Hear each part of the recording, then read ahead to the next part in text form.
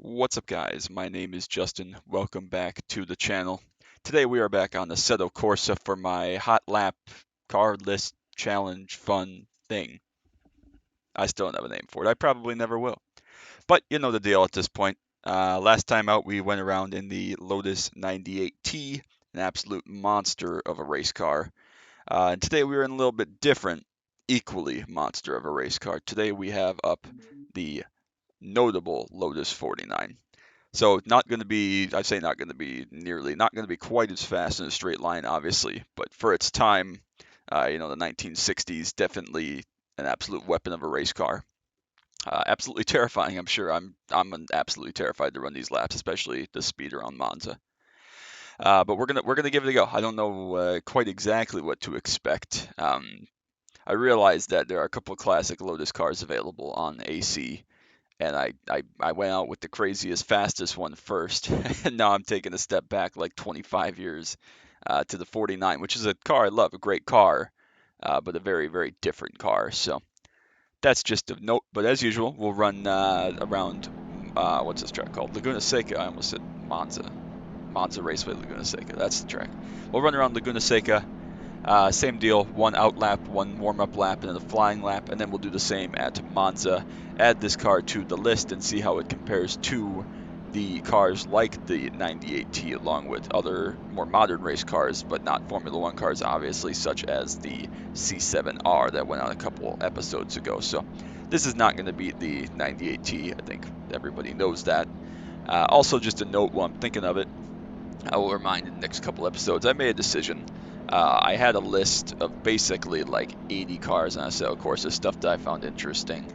But I've had some feedback on what's actually truly interesting. It seems like people are more interested in some of the faster cars, race cars, high performance street cars, whether street legal or not, but not race cars basically. And you'll see what I mean as we get going. So I trimmed the list quite a bit. It's about 40 more after this. So there's still quite a lot of content coming out for Assetto Corsa. Will still be quite a long list that I'll go through, and it'll be interesting. But it's not going to be, 100 of these, unfortunately, which is fine. But I just realized that people don't want to see me drive, for example, a Mitsubishi Evo 8 or whatever around the racetrack. I don't even think that's on this game, but that's not the type of thing people really are interested in. They want to see race cars and things go really fast and drive crazy. So that's what we're going to go with. Trim the list a little bit, but that's just of note. Let's get out there in our Lotus 49 and see how badly I kill myself. Alright. Same deal as usual. Full manual, clutch, everything. This car is actually, I'm just going to make it a thing to miss that. We got to get the tires cleaned up here. This car is not going to be nearly as fast in a straight line, at least, but absolutely terrifying in its own right.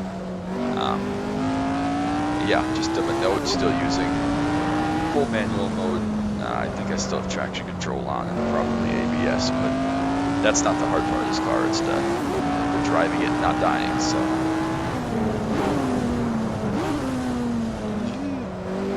We're good.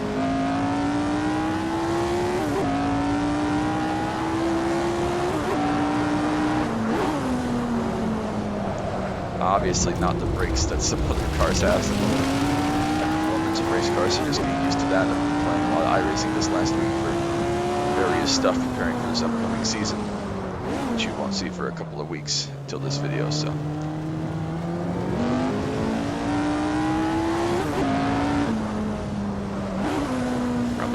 Second there, actually. Great sound from this car, obviously. I think this might use the DFV, I'm not sure. Obviously, the brakes are really, really bad. Great for their time, and obviously an extremely lightweight car. That's what Colin Chapman was known for. But definitely, like, drum brakes, this car probably has.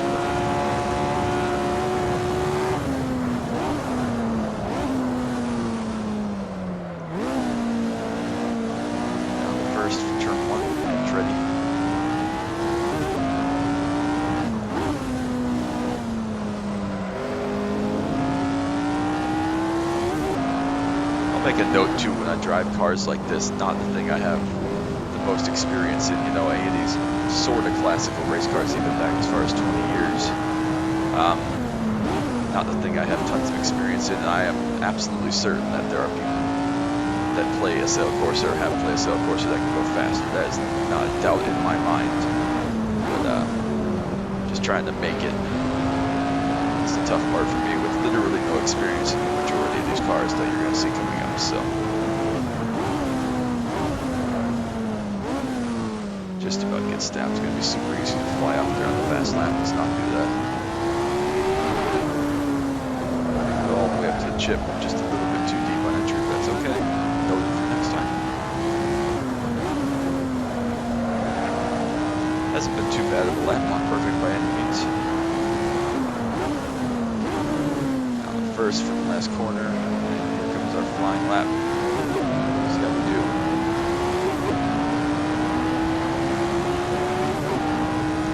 The fourth cross start finish is going to be pretty fast, but not crazy fast.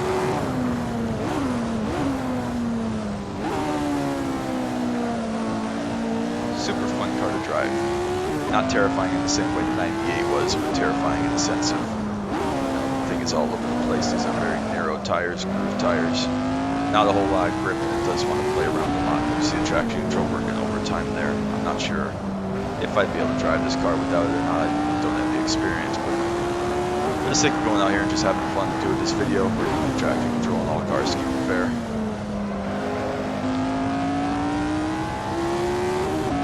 This car is brutal in iRacing, especially, just a weapon of a car. A little bit of a slide there, kink. Ray Hall straight. Just about to get stopped there. Nearly died.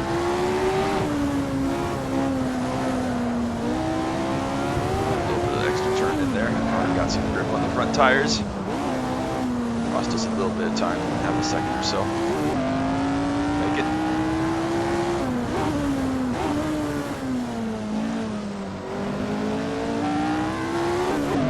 There we go, see what the lap time is. 30.3, so we slowed down about 3 or 4 tenths there from our warm up to our fast lap, so it cost us some time, but still a very respectable lap time. We'll see where that places us on the board here.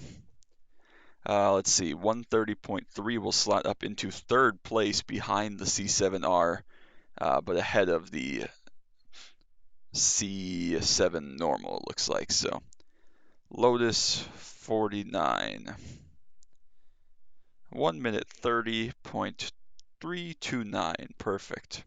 So that's a new third place car. Like I said, it's slower than the C7R. Definitely the corner speed is lacking, obviously.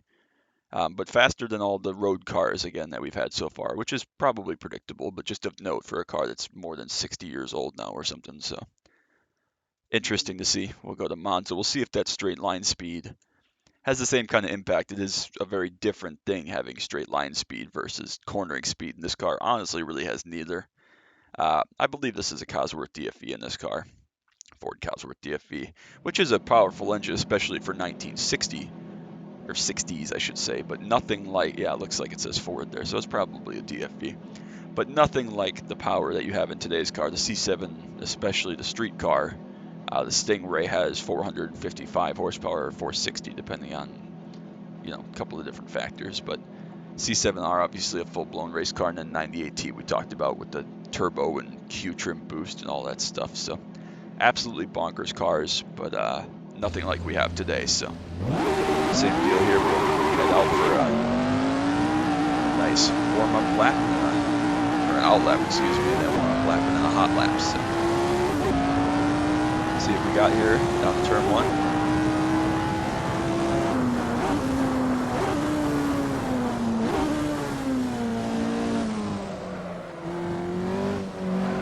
No problem with the gearing in this car. First gear fairly long, up to about 60 miles an hour, much faster than we going in turn 1. So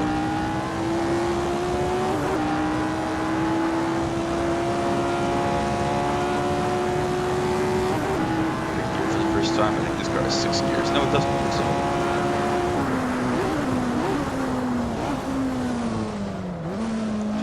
stop there for second chicane.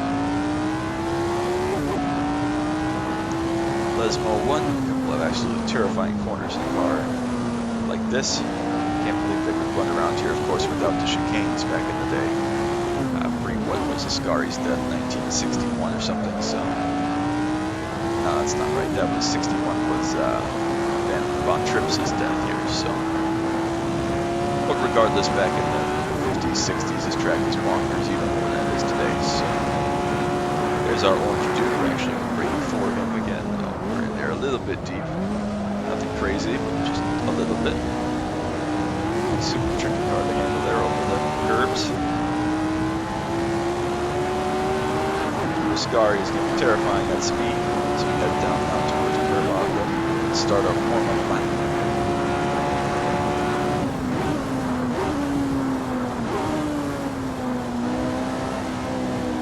This is a one-car heel toe. Absolutely great car.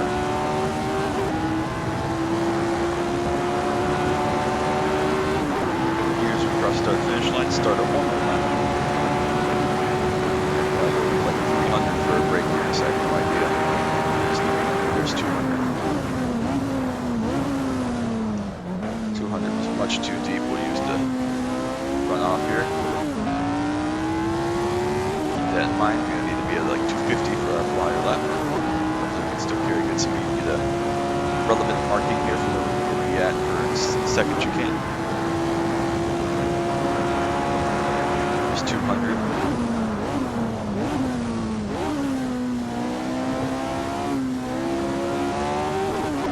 Slight lift between the apexes there.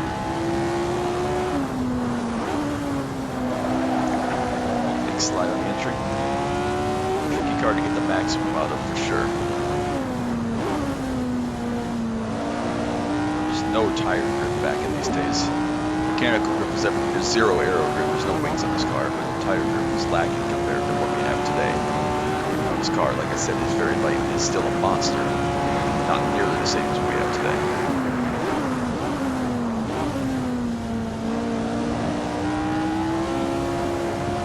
Just a partial throttle through here. High gear and a big slide on the exit. Now it's Caravaggio and try to get this hot lap right and not miss turn 1.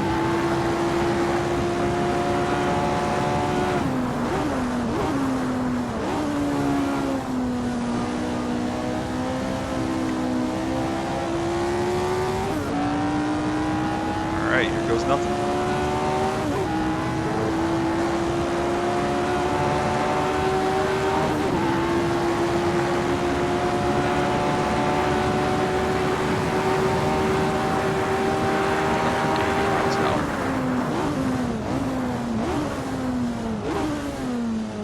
A little bit conservative, but we do make turn 1 this time. That's the important bit.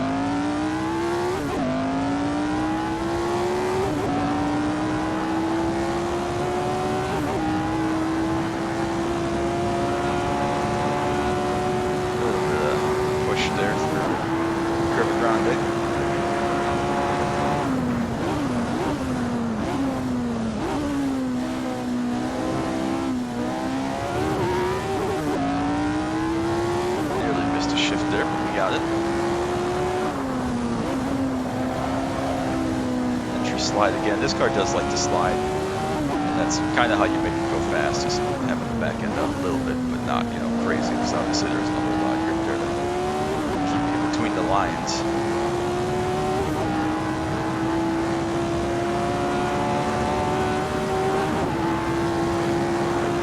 Such a satisfying car to shift and red shift.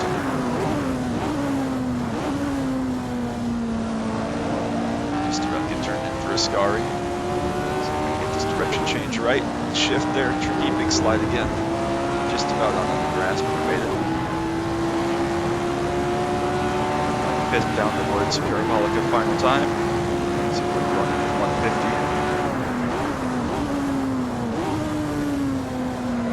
Probably a little bit deep in there, but we made it.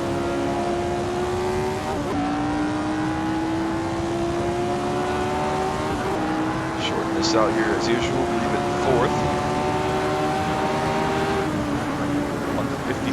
dead. What did I run on my warm-up lap? Oh, I know why it was so much faster, because we missed the first chicane. That's duh. I was like, wow, I really fudged that up if we lost like 3 seconds, but we didn't really, because I gave away all the lap time. So 153 dead puts us right behind the C7R. That was a 152.2 from the C7R, but this is a 153 dead. So comparable lap times, considering there's like a 55-year gap there between the cars, honestly. But not quite as impressive as I thought it might be. But I again had really no expectation for what was to come here. But definitely a fun car to drive. I highly recommend it. Even just hot lapping at your favorite circuit, it's a great car. So definitely something to keep in mind. But that's that. So thank you all so much for stopping by. Absolute pleasure of a race car drive. Plenty more content to come. I appreciate all the support. If you haven't already, drop a like down below and sub so you don't miss any of the action from Assetto Corsa, iRacing, Formula One, or anything else I may post about my Camaro or whatever. So that's going to be a wrap here for now. Thank you all so much once again. And until next time, bye.